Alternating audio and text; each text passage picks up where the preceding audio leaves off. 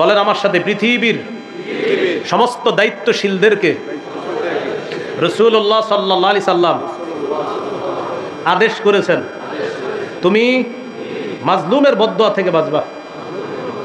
নবীজি তার এক সাহাবীকে দায়িত্ব দিয়ে পাঠাইতেছে, গভর্নর বানিয়ে পাঠাইতেছে। বুখারীর বর্ণনা 1486 নম্বর হাদিস।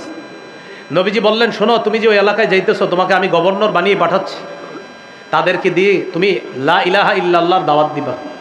তারা যদি মেনে নেয়, ফাখবিরহুম আন্নাল্লাহা ক্বাদ ফারাদা আলাইহিম খামসা সালাওয়াত, আল্লাহ তাদের উপর 5 ওয়াক্ত নামাজ ফরজ করেছেন, এটা তুমি বলে দিবা। ফাইনহুম আতাউ লাকা বিযালিক, তারা যদি এটা মেনে নেয়, তাদেরকে যাকাতের কথা বলবা। তুখাযু মিন আগনিয়াইহিম ওয়া তুরাদ্দু আলা ফুকারাইহিম, যাকাতটা ধনীদের থেকে নেওয়া হবে, গরিবদেরকে দেওয়া হবে বলে দিবা। শোনো, তুমি যে এলাকায় যাইতেছো, তোমার যে আমি নবী দায়িত্ব দিয়ে পাঠাইতেছি, তোমার দায়িত্ব যেন তোমাকে জালেম না বানায়, তোমার দায়িত্ব যেন কাউকে মাজলুম না বানায়। আমি যদি পারতাম সমস্ত দায়িত্বশীলদেরকে এই কথাটা লিখে দিয়ে দিতাম যে ভাই এটা দেখেন নবী কি বলছে, দায়িত্ব যেন তোমাকে জালেম না বানায়। দায়িত্ব এটা আল্লাহর দেওয়া নেয়ামত, এটা শুকরিয়া আদায় করতে হবে।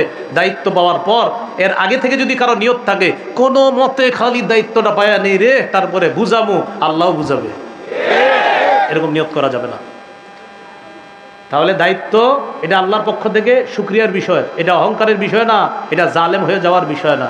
তো নবী হাদিসের শেষে বলেন, ইত্তাকি দাওয়াতাল মাজলুম ফাইন্নাহু লাইসা বাইনাহু ওয়া বাইনাল্লাহি হিজাব। মাজলুমের বদদুয়া থেকে বাঁচো, তার মাঝে আর আল্লাহর মাঝে কোনো পর্দা থাকে না, তাই মাজলুমের বদদুয়া থেকে বাঁচো। আল্লাহ আমাদেরকে হেফাজত করে, আমিন। এই গেল 7টা কথা। আগের 11, 7 হলো কয়টা? 18টা। জুলুমের পরিণতি কি, শেষ আলোচনা। জুলুমের 1 নাম্বার পরিণতি, জালেমকে জুলুমের কারণে তার বরাদ্দকৃত হালাল রিজিক থেকে আল্লাহ বঞ্চিত করে।